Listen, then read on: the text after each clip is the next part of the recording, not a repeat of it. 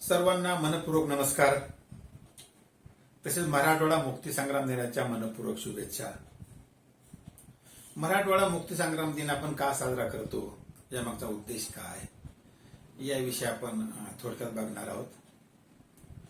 15 August 1947 रोजी भारत स्वतंत्र झाला आणि तेव्हापासून मोठ्या उत्साहाने आणि प्रेरणेने आपण स्वातंत्र्य दिन साजरा करतो आहोत.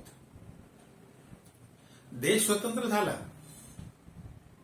त्यावेळेच्या स्थितीचा आपण विचार केला, भारताच्या रचनेचा आपण विचार केला, तर ज्या 150 वर्षे इंग्रजांनी राज्य केलं, त्या इंग्रजांचा प्रांत, त्यांच्या आधिपत्याखाली असलेला भाग आणि संस्थानिकांच्या आधिपत्याखाली असलेला भाग, अशी भारताची रचना होती.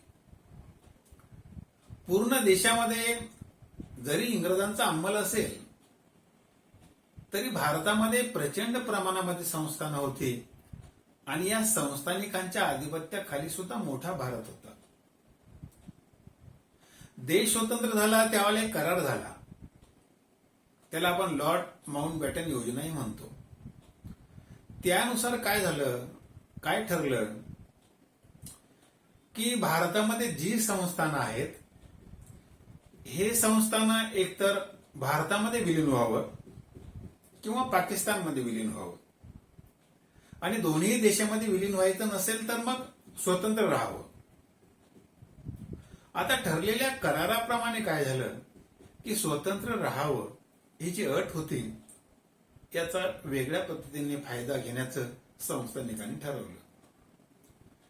त्यावेळेला भारतामध्ये 562 संस्थानं होती. ही संस्थानं छोटी छोटी संस्थानं किंवा प्रचंड मोठी संस्थानं, अशी एक विभागणीच होती. आता 562 संस्थानांचा आपण विचार केला, 10 संस्थानं ही पाकिस्तानमध्ये विलीन झाली, 549 संस्थानं ही भारतामध्ये विलीन झाली, आणि 3 ही मोठी संस्थानं अशी होती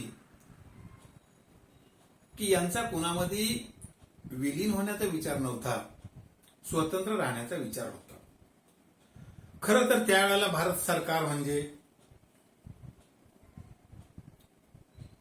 पंतप्रधान पंडित जवाहरलाल नेहरू, गृहमंत्री सरदार वल्लभभाई पटेल, या व्यक्तींचा स्वातंत्र्य चळवळीतील सहभाग, देशप्रेम, यांच्या अंगी असलेला उत्साह आणि जनतेप्रती असलेलं प्रेम, या सगळ्या गोष्टींचा विचार केला तर या नेतृत्वांकडे बघूनच लगेच छोटी मोठी संस्थाने भारतामध्ये विलीन झाली.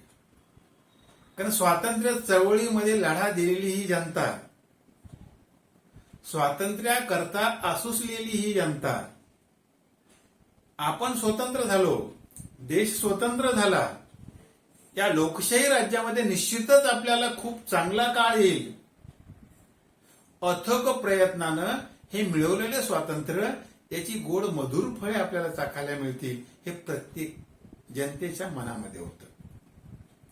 मग त्यावेळेला या कणखर नेतृत्वाकडे पाहून लगेच संस्थानं ही भारतामध्ये विलीन झाली. त्याचं कारणही तसं होतं. सांस्कृतिक, ऐतिहासिक वारसा किंवा एक संघपणा बघितला तर ही संस्थानं भारतामध्ये विलीन होणं हे गरजेचंच होतं. त्याप्रमाणे झालंही तसंच. पण प्रश्न उभा राहिला हा या 3 संस्थानिकांचा. त्यामध्ये जुनागड एक संस्थान मोठं होतं, दुसरं काश्मीर आणि तिसरं हैदराबाद संस्थान. आता जुनागड संस्थान हेही बघितलं तर या संस्थानामध्ये मोठ्या प्रमाणामध्ये हिंदू जनता, संस्थानिक मुस्लिम. मग जुनागडच्या संस्थानिकाचं सुद्धा भारतामध्ये विलीन होण्याची तयारी नव्हती. अनेक कट कारस्थान त्याचीही चालू होती. पण त्यावेळेला जनतेचा लढा, जनमत आणि भारत सरकारचा दबाव, यामुळे हे संस्थान भारतामध्ये विलीन झालं. त्यानंतर काश्मीर. खरं काश्मीरचा प्रश्न तर हा फार वेगळा होता. कारण काश्मीरची भूमी, काश्मीरचं वातावरण, हे जर आपण बघितलं तर हे संस्थान मोठ्या प्रचंड ताकदीने आणि राजकीय प्रवृत्तीने भारतामध्ये विलीन झालं. त्यावेळच्या कणखर नेतृत्वाने, हिमतीने, मग पंडित जवाहरलाल नेहरू पंतप्रधान असो की गृहमंत्री सरदार वल्लभभाई पटेल असो, यांच्या कणखर नेतृत्वामुळे, योजनेमुळे काश्मीर हे भारतामध्ये विलीन झालं. त्यावेळेला काश्मीर हे भारतामध्ये विलीन होणं एवढंच सोपं नव्हतं. प्रश्न राहिला हैदराबाद संस्थानचा. हैदराबाद संस्थान त्यावेळेला सर्वात मोठं संस्थान. आता हैदराबादच्या निजामाला तर वाटलं की आपण स्वतंत्र राहावं, दोन्ही मध्ये विलीन होऊ नये. मग स्वतंत्र राहण्यासाठी निजामाच्या हालचाली चालूच होत्या. मात्र जनतेचा विचार केला तर या ठिकाणी 86% जनता हिंदू होती, 11% जनता ही मुस्लिम होती आणि 3% इतर. म्हणजे त्यावेळेला जनतेचा रेटाही असा होता की भारतामध्ये विलीन व्हावं. पण निजामाची राजवट, निजाम त्या गोष्टीला तयारच नव्हता. या संस्थानाचा आपण विचार केला तर हे हैदराबाद संस्थान याची रचना कशी होती. हा भाग तर भारताच्या मध्यभागी असलेला भूभाग होता, चोहोबाजूने भारतीय प्रदेश आणि मध्ये हे संस्थान. याही संस्थानामध्ये त्यावेळेला मराठवाड्यातील आपले 5 जिल्हे, कर्नाटकचे 3 जिल्हे आणि आंध्रचे 8 जिल्हे, असा 16 जिल्ह्यांचा मिळून हा हैदराबाद प्रांत होता. हा प्रांत जवळजवळ 82,000 चौरस किलोमीटरचा हा प्रांत, 1.5 कोटीपेक्षा जास्त लोकसंख्या आणि मोठ्या प्रमाणामध्ये आर्थिक सुबत्ता ही निजामाची होती. त्यावेळेला निजामाकडे 1000 कोटी रुपयांची संपत्ती होती. आणि एवढंच नव्हे, एकूण भूभागाच्या 10% भूभाग म्हणजे जमीन ही निजामाच्या वैयक्तिक मालकीची होती. 1/16 कर निजामा स्वतः करता घेत होता. म्हणजे असं म्हटलं जातं की त्यावेळेला निजाम हा भारतातीलच नव्हे तर जगातील सर्व व्यक्तींपैकी श्रीमंत व्यक्ती होता. एवढी प्रचंड संपत्ती निजामाकडे होती. आता या थोड्याशा आपण हैदराबाद संस्थानाचा विचार करताना सहज आपण इतिहासामध्ये डोकावू.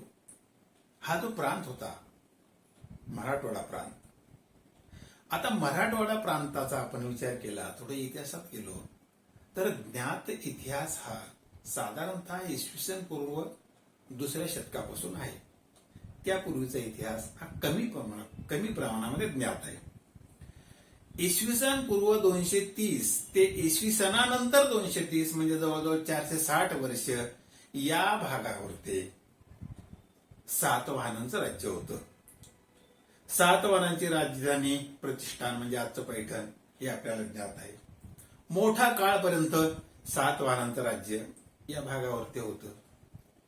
त्यानंतर जवळजवळ 200 वर्षांचा काळ आला वाकाटक. वाकाटकानंतर राष्ट्रकूट आले, राष्ट्रकूटानंतर चालुक्य आले आणि चालुक्यानंतर देवगिरीचे यादव. म्हणजे इसवी पूर्व 230 पासून विचारात जरी घेतलं ज्ञात इतिहास, तरी यादवांचं साम्राज्य हे 1294 पर्यंत, म्हणजे एवढा काळपर्यंत या भूमीमध्ये जे राजे होऊन गेले अत्यंत उत्कृष्ट कारभाऱ्यांचा होता. म्हणजे हा भूभाग, हा महाराष्ट्र प्रांत असो की दक्षिण प्रांत, त्यावेळेला सुजलम सुफलम म्हणजे सुवर्णयुग हा होता. मग धार्मिक असो, आर्थिक असो, सांस्कृतिक असो की सामाजिक असो की शैक्षणिक असो, सर्व पद्धतीने या भागाचा एवढा प्रचंड विकास झालेला होता की खरं हा काळ एक वाखाणण्यासारखा होता. आणि त्यातही साधारणतः राष्ट्रकूट काळापासून म्हणजे 8 ते 10 या शतकामध्ये या ठिकाणी मराठीचा उदय झाला. मराठी भाषेचा उदय याच काळामध्ये झाला. आणि पुढे आपण जर विचार केला तर साधारणतः या कालखंडानंतर इसवी सन 1294 मध्ये मात्र परिस्थिती बदलली. देवगिरीचं यादव घराणं हे हिंदूंचं शेवटचं घराणं इसवी सन 1294 मध्ये अलाउद्दीन खिलजीनं देवगिरीवरती स्वारी केली आणि देवगिरी जिंकलं. शेवटचा राजा रामचंद्र देवराय याचा पराभव झाला आणि हे साम्राज्य संपलं. आता या कालखंडानंतरचा विचार केला 1294 नंतर तर जवळजवळ 350 वर्षापर्यंत म्हणजे छत्रपती शिवाजी महाराजांनी स्वराज्य स्थापन करण्यापर्यंतचा हा मोठा 350 वर्षांचा काळ या ठिकाणी ही इस्लाम राजवट होती. आता याही काळाचा जर आपण विचार केला तर यादवानंतर या ठिकाणी जे जे राजे आले त्याला आपण दिल्लीश्वर म्हणतो. त्याच्यामध्ये अलाउद्दीन खिलजीचं घराणं, खिलजी घराण्यानंतर तुगलक घराणं आलं आणि तुगलक घराण्याच्या शेवटी जे राजे कमकुवत झाले मग याच प्रांतातील असलेला हसन गंगू बहामनी याने आपलं बहामनी साम्राज्य स्थापन केलं. ते इसवी सन 1347 मध्ये. मग 1347 पासून बहामनी साम्राज्य या ठिकाणी सत्तेवर होतं. तर तेव्हापासून ते 1490 पर्यंत बहामनी साम्राज्य होतं आणि 1490 तर त्या 15व्या शतकाच्या शेवटी या बहामनी साम्राज्याचे 5 तुकडे पडले, 5 शहा निर्माण झाल्या. त्या शहा आपल्याला ज्ञात आहेत. निजामशाही आहे, आदिलशाही, कुतुबशाही, बरीदशाही, इमादशाही. म्हणजे बहामनी साम्राज्याचे 5 विभागणी या 5 शहांमध्ये झाली. आता त्यातही आपण साधारणतः 1490 मध्ये ही निजामशाहीची स्थापना झाली आणि त्यानंतरचा पुन्हा एक मोठा काळ साधारणतः हा 1636 मध्ये या ठिकाणी मोगलांनी या निजामशाहीचा अस्त केला. निजामशाही संपली. 1636 नंतर या ठिकाणी मोगलांचं राज्य होतं. त्याहीमध्ये इसवी सन 1707 मध्ये औरंगजेबाचा मृत्यू झाला आणि त्यावेळेला दिल्लीमध्ये मोगलशाहीच्या काळामध्ये हे सय्यद बंधू सत्तेवर होते. सय्यद बंधूंनी त्या काळामध्ये या भागामध्ये म्हणजे हैदराबाद हा एक सुबा होता. मोगलांचा कारभार कसा होता की हा वेगवेगळ्या सुब्यामध्ये वाटलेला होता. मग दक्षिणेचा सुबा म्हणजे हैदराबाद सुबा. त्यावेळेला मोगलांनी हैदराबाद सुब्याचा प्रमुख हा कमरुद्दीन होता. आता कमरुद्दीनला त्यावेळेला काय केलं की बदल करण्याचा विचार केला की हैदराबाद थोडक्यात आपण हैदराबाद आपण सोडा आणि आपण आता अवधचे सुभेदार व्हा. त्यावेळेला कमरुद्दीनने विरोध केला आणि विरोधाचं रूपांतर युद्धामध्ये झालं. मग साखरखेडा या ठिकाणी कमरुद्दीनचं सैन्य आणि सय्यद बंधूंनी पाठवलेलं सैन्य यांच्यामध्ये युद्ध झालं. त्या युद्धामध्ये मात्र कमरुद्दीनचा विजय झाला आणि सय्यद बंधूंचा पाठवलेल्या माणसाचा पराभव झाला. मग त्यावेळेला कमरुद्दीनने काय केलं की थोडीशी माघार घेतली. जरी आपला विजय झाला तरी मी याच सुब्यावरती मला ठेवा आणि मी कधी मोगलाईच्या विरोधात जाणार नाही, निष्ठेने चाकरी करेल असं त्याने म्हटलं. मग त्यावेळेला कमरुद्दीनलाच निजाम उल मुल्क तेव्हापासून ही पदवी द्यायला सुरुवात केली. मग निजाम उल मुल्क ही पदवी धारण केलेले थोडक्यामध्ये 1724 मध्ये ही लढाई झाली होती साखरखेड्याला. 1724 ते 1948 म्हणजे जवळजवळ 224 वर्षांचा काळ हा निजामशाहीचा म्हणजे निजाम उल मुल्क म्हणजे निजामशाहीचा काळ मानला जातो. आणि हा काळ जवळजवळ या काळामध्ये 7 निजाम होऊन गेले आणि शेवटचा निजाम 1911 ते 1948 निजाम उस्मान अली खान हा होता.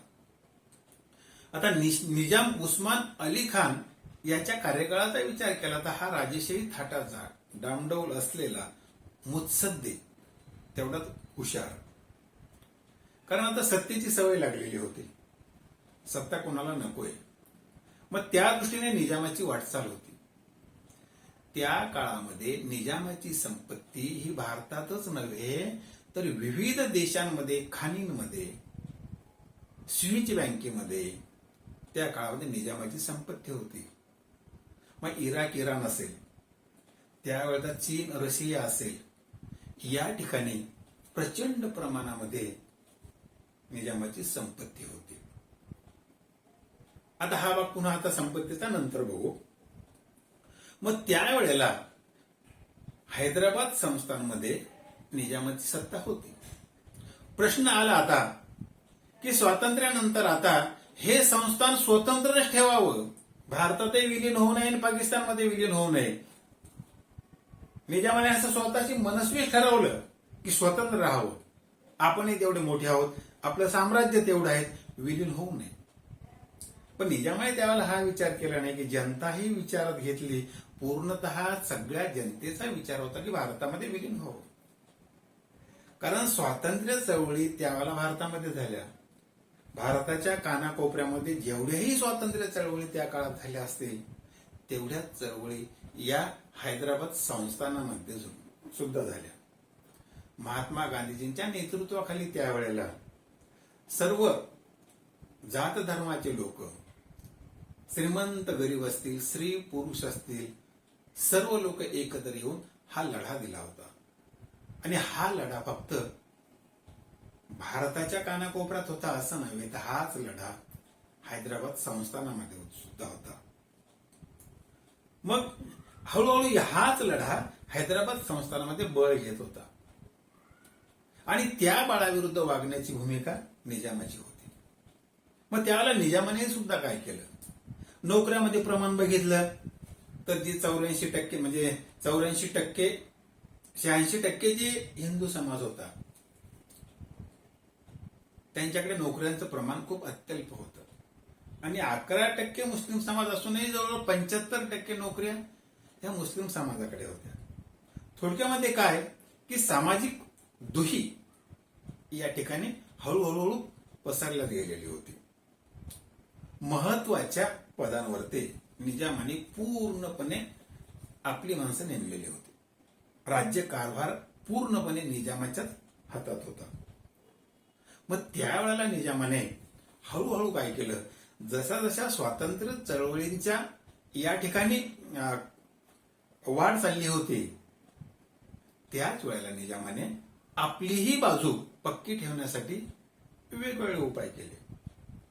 त्यामध्ये कासिम रजवी याच्या नेतृत्वाखाली रझाकाराची एक संघटना होती, ती 1940 मध्ये स्थापन झाली. दुसरी इत्तेहादुल मुस्लिमीन ही एक संघटना होती. तिसरी निजामी सेना होती. चौथी मौलवींच्या नेतृत्वाखाली एक सेना होती. म्हणजे निजामाने आपलं संस्थान टिकवण्याकरता पूर्ण तयारी केलेली होती. आता या सेनांचं काम काय नाही म्हटलं, त्यावेळेला निजामाकडे खडी फौज 12,000ची लष्करी, त्यानंतर 28,000ची अजून निमलष्करी फौज, अशी 40,000ची फौज, 14,000 पोलीस, 54,000चं बळ निजामाकडे होतं. आणि त्यासोबत जवळजवळ सर्व संघटनांमध्ये शस्त्रधारी काम करणारे 1.5 लाख लोक होते. एवढं प्रचंड बळ निजामाने आपल्याकडे ठेवलेलं होतं. मग या सेनांनी, या संघटनांनी त्यावेळेला ज्या ज्या वेळेला स्वातंत्र्याचे उठाव झाले, चळवळी झाल्या, त्या दडपण्याचा पूर्णपणे प्रयत्न केला. मग त्यामध्ये अन्याय, अत्याचार आला, त्रास आला, वेगवेगळ्या पद्धतीने अत्याचार त्यावेळेला जनतेवर होत होता आणि निजामाने घट्ट पकड असा ठेवण्याचा प्रयत्नच केला. या वेगवेगळ्या संघटना यांना पैसा पुरवण्याचं काम निजाम करायचा. त्यावेळेला यांचं बळ वाढत होतं आणि या वाढणाऱ्या बळापोटी त्रास हा, जाच हा वाढतच होता. पण त्यावेळेला स्वातंत्र्याची प्रेरणा, स्वातंत्र्य ज्योत प्रत्येकाच्या मनामध्ये एवढी होती की मरण, तुरुंगात जाणं हा विषयच कोणाच्या मनात नव्हता. मरणाची भीती कुणालाच त्यावेळेला नव्हती. या स्वातंत्र्य चळवळीच्या वेळेला त्यावेळेला इतर संघटना सुद्धा संस्थानामध्ये कार्यरत होत्या. त्यावेळेला बघितलं, या जुलूम जबरदस्तीला विरोध करण्यासाठी आर्य समाज हा पुढे आला. आर्य समाजाची स्थापना 1875 मध्ये ही मुंबईला स्वामी दयानंद सरस्वती यांनी स्थापन केलेली होती. याच संघटनेची स्थापना 1880 मध्ये किल्ले धारूरला झाली बीडमध्ये. 1891 मध्ये हैदराबादला स्थापन झाली. आता या संघटनेच्या नेत्यांनी त्यावेळेला आर्य समाजामार्फत प्रचंडपणे विरोध करायला सुरुवात केली. वास्तविक आर्य समाजाचं वैशिष्ट्य काय होतं आणि विचारसरणी काय होती बघा, की आर्य समाजाची विचारसरणी अशी होती की वेदाला मानणे, पण त्याच्या विरुद्ध आधुनिक समाज निर्माण करणे हाही एक भाग होता. मग आधुनिक समाज म्हणजे काय, की जात धर्म पंथ भेदभाव नसलेला समाज, स्त्री पुरुष हा भेदभाव नसलेला समाज, स्त्रियांना सुद्धा पुरुषांबरोबर हक्क, एवढंच नव्हे विधवा विवाह नको, सतीची चाल बंद करणे, या आधुनिक विचारसरणीनं भारलेला हा आर्य समाज होता. आर्य समाजाने ज्यावेळेला ही सामाजिक चळवळीचं काम करत होता त्यावेळेला निजामाकडून होणारी दडपशाही, होणारा अन्याय अत्याचार याला विरोध करण्यासाठी आर्य समाज पुढे आला. सुरुवातीला अहिंसक मार्गाने लढा देणारा हा समाज शेवटी हिंसेच्या मार्गाने शस्त्रधारी सुद्धा बनला आणि विरोध केला. हळूहळू आर्य समाजाला प्रचंड प्रमाणामध्ये सपोर्ट व्हायला लागला. मग त्यामध्ये गोविंदभाई नानल, पुढे गोविंदभाई श्राप, स्वामी रामानंद तीर्थ असे अनेक पुढारी याही वेळेला होते.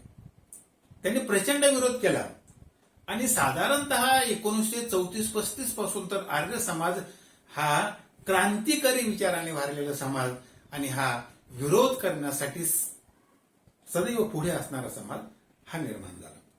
या समाजाची कामं चालूच होती. त्याच वेळेला अजून एक संघटना समोर आली, ती म्हणजे वंदे मातरम विद्यार्थी संघटना. 1917 मध्ये काय झाले की निजामाने हैदराबादला उस्मानिया विद्यापीठाची स्थापना केली होती आणि त्याच्या अंतर्गत 1927 मध्ये औरंगाबादला इंटरमिजिएट कॉलेजची स्थापना केली. अजून अनेक ठिकाणी या कॉलेजेसची स्थापना केली. आता या कॉलेजमध्ये निजामाच्या नियमानुसार प्रार्थनाही मुस्लिम असावी, गणवेश ठरलेला, नियमावली ठरलेली, यामुळे साधारणतः हिंदू विद्यार्थ्यांना हा एक जाच वाटायला लागला, हा अत्याचार वाटायला लागला. आणि याला विरोध म्हणून मुस्लिम प्रार्थना म्हणणार नाही आम्ही, तर आम्ही वंदे मातरम म्हणू. आम्ही या कॉलेजने ठरवलेले जाचक नियम हे आम्ही मानणार नाही, आम्ही आमच्या नियमाप्रमाणे वागू. याच्यासाठी विद्यार्थ्यांनी आंदोलन केलं आणि जवळजवळ 1200 विद्यार्थ्यांनी यावेळेला आंदोलन केलं. मग त्या आंदोलनामुळे काय झालं की प्रचंड प्रमाणामध्ये जागृती झाली. युवा वर्ग समोर आला, तरुण वर्ग समोर आला आणि यांनी वंदे मातरम म्हणायला सुरुवात केली. एक वंदे मातरम चळवळ या सगळीकडे त्यावेळेला फोफावली. मग परिणाम काय झाला की या कॉलेजमधून या विद्यार्थ्यांना काढून टाकलं, त्यांचं शिक्षण संपलं. त्यावेळेला पुढे आले ते नागपूरचे कॉलेज. मग नागपूरच्या कॉलेजने त्यावेळेला 1200 विद्यार्थ्यांना पूर्णपणे आपल्याकडे ऍडमिशन दिलं आणि त्यांच्या शिक्षणाची धुरा चालू ठेवली. या वंदे मातरम चळवळीमुळे विद्यार्थ्यांमध्ये एवढा जोश निर्माण झाला होता आणि हेच तरुण पुढे वेगवेगळ्या क्षेत्रामध्ये उंचावले, राष्ट्रीय चळवळीमध्ये पुढे आले, राष्ट्रीय लढ्यामध्ये पुढे आले. एक सगळं बळ या सगळ्यांच्या एकीच त्यावेळी निर्माण झालं. म्हणजे वंदे मातरम ही चळवळ हैदराबाद संस्थानामध्ये एक नावाजलेली चळवळ होती आणि खरं तर तिचं केंद्र हे आपलं औरंगाबाद होतं. त्यानंतर अजून महाराष्ट्र परिषद स्थापन झाली 1937 मध्ये. आता महाराष्ट्र परिषद स्थापन झाली, तिचे पहिले अध्यक्ष गोविंदभाई नानल झाले. या परिषदेचा उद्देश असा होता की ज्या पद्धतीनं राष्ट्रीय काँग्रेस भारतामध्ये आहे, आपल्या या प्रांतामध्ये हैदराबाद प्रांतामध्ये सुद्धा अशा परिषदा असाव्यात. मग त्याला महाराष्ट्र म्हणजे मराठवाड्यासाठी महाराष्ट्र परिषद, कर्नाटकसाठी कर्नाटक परिषद, आंध्रसाठी आंध्र परिषद, अशा परिषदा त्या त्या भागामध्ये स्थापन झाल्या आणि त्यांचं काम जोमाने सुरुवात झालं. मग या समितीचं म्हणजे महाराष्ट्र परिषदेचं काम काय होतं की लोकांमध्ये जागृती निर्माण करणे, सगळ्यांना एकत्र आणणे, या लढ्यासाठी प्रबळ करणे, हा त्यांचा उद्देश होता. मग या उद्देशाने या महाराष्ट्र परिषदेने कामाला सुरुवात केली. आता महाराष्ट्र परिषदेचे 38, 39 विविध दरवर्षी हे सभा होत गेल्या. या प्रत्येक वेळेच्या सभेमध्ये सुरुवातीला महाराष्ट्र परिषदेने सुरुवातीच्या 3 सभा त्यांच्या ज्या झाल्या, यावेळेला यांनी हे मवाळवादी धोरण ठेवलं की विनंती अर्ज या पद्धतीने आपण निजाम सरकारला निश्चितपणे बदलवू शकू. जसं राष्ट्रीय चळवळीमध्ये पहिला गट हा मवाळ होता, नंतर हा गट जहाल आला समोर. त्याच पद्धतीने इथे झालं. महाराष्ट्र परिषद त्या धर्तीवर काम करणारी सभा होती. मग सुरुवातीला काही अधिवेशनं झाली, मवाळ नेतृत्वाखाली मवाळ विचारसरणी झाली.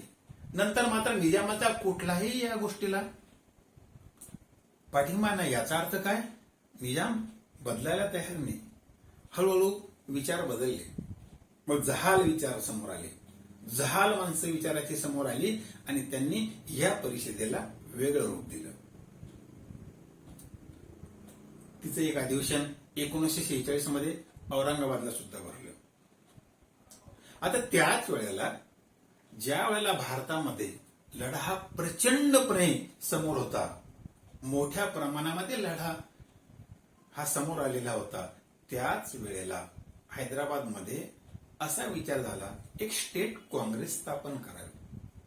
जसं राष्ट्रीय सभा राष्ट्रीय काँग्रेस होती देशाकरता, त्याच वेळेला या हैदराबाद संस्थानामध्ये चळवळींकरता आपण स्टेट काँग्रेस स्थापन करूया असा विचार समोर आला. आणि 1938 मध्ये स्टेट काँग्रेसची स्थापना सुद्धा झाली. पण स्टेट काँग्रेस हा शब्द ऐकल्याबद्दल मात्र निजामाचा प्रचंड विरोध समोर आला. महाराष्ट्र परिषदेला निजामाने विरोध केला नाही, पण स्टेट काँग्रेस स्थापन झाली त्याला मात्र निजामाने विरोध केला. का? स्वातंत्र्य चळवळीचं केंद्र जे भारतामध्ये निर्माण झालं हे काँग्रेसमुळे तयार झालं होतं. आणि त्याच काँग्रेसचं लोन जर आता हैदराबाद संस्थानामध्ये आलं तर हैदराबाद संस्थानातील जनता प्रचंडपणे विरोध करेल आणि हा विरोध दडपून टाकणे आपल्याला कठीण होईल. म्हणून निजामाने स्टेट काँग्रेसवर बंदी आणली. जूनमध्ये स्टेट काँग्रेसची स्थापना झाली आणि सप्टेंबरमध्ये बंदी आणली. कारण का? निजामाला भीती होती ती स्टेट काँग्रेसचीच. मग प्रश्न आला की स्टेट काँग्रेस निजामाने बंद केलं, बंदी आणली.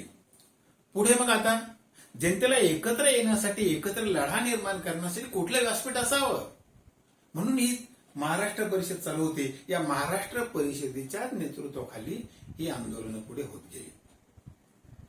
आणि या आंदोलनाचं बळ एवढं प्रचंड प्रमाणात वाढलं की प्रत्येक ठिकाणी स्वातंत्र्यासाठी मरणारे कार्यकर्ते निर्माण झाले. ज्या वेळेला पुढे महात्मा गांधींच्या नेतृत्वाखाली सत्याग्रहाचा लढा चालू होता, त्याच वेळेला स्वामी रामानंद तीर्थ यांनी महात्मा गांधीला विनंती केली की सत्याग्रहाचा लढा हा हैदराबादमध्ये सुरू करावा. आणि त्याच वेळेला 18 सत्याग्रहींच्या तुकड्या या हैदराबाद संस्थामध्ये निर्माण झाल्या. या 18 तुकड्यांनी सत्याग्रहाचं हत्यार उपसलं. ज्यावेळेला सत्याग्रह हैदराबाद संस्थानामध्ये व्हायला लागला त्यावेळेला यांचा शिस्तबद्धपणे अहिंसक मार्गाने हा चालणारा लढा पाहून सुद्धा निजाम आणि निजामाचे सैन्य अचंबित झालं. हा कुठला प्रकार आहे? कुठला विरोध नाही. मग या वेळेला मात्र त्या सत्याग्रहामुळे हळूहळू जनता निशस्त्रपणे एका या लढ्याच्या पाठीमागे येऊ लागली आणि प्रचंड आत्मबळ तयार झालं की आपण लढू शकतो, संघर्ष करू शकतो. या सत्याग्रहाच्या निमित्तानं समाज एकवटला आणि एक शस्त्र आपल्याला मिळालं ते विरोध करण्याचं. पुढे वैयक्तिक सत्याग्रह झाला. माहिती आहे आपल्याला की वैयक्तिक सत्याग्रहाचे पहिले सत्याग्रही कोण? विनोबा भावे. त्याचप्रमाणे हैदराबाद मुक्ती संग्रामामध्ये सुद्धा महात्मा गांधीजी त्यांच्या नेतृत्वाखाली वैयक्तिक सत्याग्रहासाठी स्वामी रामानंद तीर्थ पुढे आले, मात्र त्यांना लगेच अटक झाली. महात्मा गांधीजींच्या नेतृत्वाखाली हैदराबाद संस्थानामध्ये त्यावेळेला काय होतं, भारतामध्ये जी संस्थानं होते सर्व, या संस्थानामध्ये शिस्तबद्धपणे स्वातंत्र्याचा लढा, स्वातंत्र्य चळवळी चालाव्या यासाठी हा संस्थानिकांचा प्रांत आहे. त्यावेळेच्या मोठ्या नेत्यांनी हा विभागून घेतला की बंगालकडची संस्थान आहेत, दक्षिणेकडची संस्थान आहेत, या संस्थानाचं नेतृत्व कुणी करावं, किंवा काश्मीर संस्थान आहे याचं नेतृत्व कुणी करावं, आणि स्वातंत्र्याची ज्योत प्रत्येकाच्या मनात निर्माण करण्यासाठी काय प्लॅनिंग करावं, यासाठी संस्थानांची विभागणी राष्ट्रीय काँग्रेसच्या नेत्यांनी आपापसात करून घेतली होती. त्याला महात्मा गांधीजींनी हैदराबाद संस्थानचं नेतृत्व केलं आणि या हैदराबाद संस्थानातील चळवळीसाठी महात्मा गांधींनी आपली दिशा दिली. मग त्यावेळेला ज्यावेळेला देश स्वतंत्र झाला, इकडे 1947ला ध्वज फडकला आपला, मात्र ह्या चळवळी चालूच होत्या. त्या दोन प्रकारच्या होत्या. हळूहळू काही ठिकाणी हिंसक चळवळी होऊ लागल्या, तोही प्रकार वाढला. निजामाचं त्या काळामध्ये देश स्वतंत्र झाला, पूर्ण भारतभर आनंदाचं वातावरण होतं. मग ध्वजाचा सन्मान करणे, ध्वज फडकवणे या गोष्टी प्रचंड प्रमाणामध्ये चालू होत्या. त्याच वेळेला हैदराबाद संस्थानामध्ये सुद्धा हा आनंद, हा उत्साह होता. मग त्या आनंदा उत्साहापोटी ध्वज फडकवणे, तिरंगाचा सन्मान करणे या गोष्टींना सुरुवात झाली. गावोगावी प्रत्येक ठिकाणी ध्वजारोहणाचे कार्यक्रम होऊ लागले, ध्वजाचा सन्मान होऊ लागला. या गोष्टी मात्र निजामाला पसंत नव्हत्या. निजामाला या गोष्टीबद्दल एक वेगळीच भीती मनामध्ये होती. मग निजामाच्या सैनिकांनी या ध्वजारोहणाला, ध्वज फडकवण्याला विरोध केला. मग त्यापोटी ध्वजाचा अपमान करणे, ध्वज फाडणे, ध्वज जाळणे असे प्रकार निजामाच्या सैन्याकडून होऊ लागले. या सर्व गोष्टी मात्र त्यावेळेला पंतप्रधान पंडित जवाहरलाल नेहरू यांच्यापर्यंत गेल्या होत्या. नेहरूंना ही सर्व बातमी कळाली. त्यावेळेला नेहरूंनी निजामाला खडसावले. हा असा जनतेचा, ध्वजाचा अपमान होत असेल, हा कदापि खपवून घेतला जाणार नाही. मग त्यानंतर चित्र बदललं. पुढे प्रत्येक वेळेला अजून दिवसेंदिवस आंदोलन वाढू लागलं आणि निजामाचा अन्याय, अत्याचारही वाढू लागला. मग यावेळेला भारत सरकारने कठोर भूमिका घेण्याचं ठरवलं की पर्याय कुठला काढला आता, की निजामाची कोंडी करणे पहिला पर्याय. कारण निजामाचं जे चलन होतं ते चलन हैदराबादच्या बाहेर कुठेही चालणार नाही, इतर देशामध्ये सुद्धा हे चलन चालणार नाही. या बाबतीमध्ये कठोर कारवाई करण्याचं ठरलं. कारण काय, जो करार झालेला होता लॉर्ड माउंटबेटन योजनेमधला, त्या करारामध्ये जरी हे संस्थानिक स्वतंत्र असले तरी सुद्धा अंतिम निर्णय घेण्याचा अधिकार कराराप्रमाणे हा भारत सरकारला सुद्धा होता. मग भारत सरकारने या चलनावर ते बंदी आणली. एक प्रकारे हैदराबाद संस्थानावर ते आर्थिक नाकेबंदी आपण त्याला म्हणूया. मग त्यानंतर पुढे एक पाऊल उचललं गेलं, ते म्हणजे निजामाचा पैसा हा बऱ्याच मोठ्या देशांमध्ये होता. निजामाने बऱ्याच राष्ट्रांमध्ये पैसा गुंतवला होता. मग त्याच्यामध्ये काही खाणी असतील, तेल विहिरी असतील, किंवा काही स्विस बँकेमध्ये सुद्धा त्यावेळेला निजामाचा पैसा होता. मग निजामाने आर्थिक कोंडी होऊ लागली हे पाहून निजामाने काय केलं की आपले स्विस बँकेत असलेले जे पैसे आहे 20 कोटी, त्यापैकी 10 कोटी रुपये पाकिस्तानला देण्याचं ठरवलं. आता ही वार्ता भारत सरकारला कळाली. त्यावेळेला पंतप्रधान पंडित जवाहरलाल नेहरू यांनी स्पष्ट भूमिका घेतली. स्विस बँकेतले पैसे हे निजामाचे पैसे जर पाकिस्तानला जात असतील तर भारत सरकार सहन करणार नाही आणि स्वित्झर्लंडला हा पैसा पाकिस्तानला देण्याचा कुठलाही हक्क नाही. कारण आमच्या कराराप्रमाणे तो पैसा आमच्या परवानगीशिवाय पाकिस्तानला निजाम देऊ शकत नाही. आणि एवढंच नव्हे तर इंग्रजांना सुद्धा सांगितलं, इंग्रज सरकारला सुद्धा सांगितलं, हे असे जर आपण करत असाल आणि कराराचा भंग जर आपण करत असाल तर मग आपला म्हणजे इंग्रजांचा तुमचा काही पैसा भारतामध्ये अजून देणे आहे, तो पैसा सुद्धा आम्ही देणार नाही. त्यावेळेला इंग्रजांना सुद्धा माघार घ्यावी लागली आणि तो पैसा आहे तसाच राहिला. पुढेही जाऊन मग बऱ्याचशा कृत्या निजामाने करण्याचा प्रयत्न केला. मग रशिया असेल, चीन असेल, पाकिस्तान असेल, इराक असेल, या वेगवेगळ्या राष्ट्रांकडून शस्त्रसामुग्री मिळवण्यासाठी प्रयत्न सुरुवात केला. जवळजवळ 25 कोटींची शस्त्रसामुग्री खरेदी करण्याचं ठरवलं. पण आता ती शस्त्रसामुग्री आणणार भारतामध्ये कसे? मग त्याही वेळेला भारताने स्पष्ट भूमिका घेतली, कोणतंही राष्ट्र हे निजामाला शस्त्रास्त्रांचा पुरवठा करू शकत नाही, पण त्याला आमची परवानगी हवी. तोही निजामाचा मोठा डाव बारगळला. मोठी शस्त्रास्त्र निजामाला आणता येईना, आयात करता येईना. मग तरी गुप्त रीतीने निजामाने काही शस्त्रसाठा हा आणलाच, पण तो फार मोठ्या प्रमाणात नव्हता. सर्व बाजूंनी ज्यावेळेला निजामाची कोंडी केली, त्यावेळेला एवढं होऊन सुद्धा निजाम नमायला तयारच नव्हता. मी स्वतंत्र राहणार, संस्थानाला भारतात विलीन करणार नाही. जनतेचा त्यावेळेला लढा अति उंच पातळीला होता. मग त्यावेळेला भारत सरकारने एक निर्णय घेतला की आता अंतिम लढ्याची वेळ आलेली आहे, म्हणून भारत सरकारने हैदराबादवर ते कारवाई करण्याचं ठरवलं. त्याला पोलो ऑपरेशन असं सुद्धा म्हणतात किंवा पोलीस ऍक्शन. मग हैदराबाद संस्थानावरती आक्रमण करताना भारत सरकारने पूर्ण हैदराबाद संस्थांवरती कारवाई केली. आणि ती कारवाई कशा पद्धतीने केली की हैदराबाद संस्थाच्या 5 बाजूने भारताने सैन्य पाठवलं.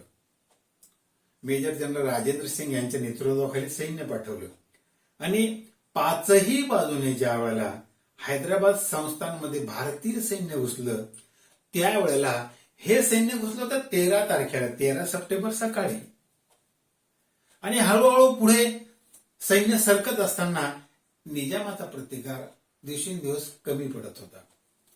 आणि 13 सप्टेंबर पासून ते 17 सप्टेंबर पर्यंत म्हणजे 5 दिवसामध्ये त्या ठिकाणी निजामाचं सैन्य पूर्णपणे पराभूत होऊन त्या सैन्याने माघार घेतली. आणि अल्पशा कालावधीमध्ये यामध्ये सैनिकांची कामगिरी आणि पंतप्रधान पंडित जवाहरलाल नेहरू यांची मुत्सद्देगिरी यामुळे हे संस्थान पूर्णतः सैन्याच्या ताब्यात आलं. आणि 17 सप्टेंबरला निजाम शरण आला. आणि निजाम शरण आल्यानंतर खऱ्या अर्थाने मराठवाडा मुक्त झाला, मराठवाडा स्वतंत्र झाला आणि मराठवाडा हा भारतामध्ये विलीन झाला. हा जो इतिहास आहे हा एक प्रेरणादायी संघर्षाचा इतिहास, प्रत्येकाला बळ देणारा इतिहास. आणि इतिहासापासून आपण काय शिकावं, इतिहासापासून कोणता धडा घ्यावा, आणि ज्या ज्या थोर नेत्यांनी इतिहास घडवण्यासाठी आपले बलिदान दिलं, प्राणपणाला लावले, त्यांच्या प्रती आपण निश्चितपणे कृतज्ञता बाळगायला हवी, त्यांचं चरित्र वाचायला हवं आणि आपल्या मनामध्ये सदैव इतिहास हा जिवंत राहील यासाठी देशप्रेम आपल्या मनात कायम असावं, एवढीच भावना मी यावेळेला व्यक्त करतो आणि या ठिकाणी माझे 2 शब्द संपवतो.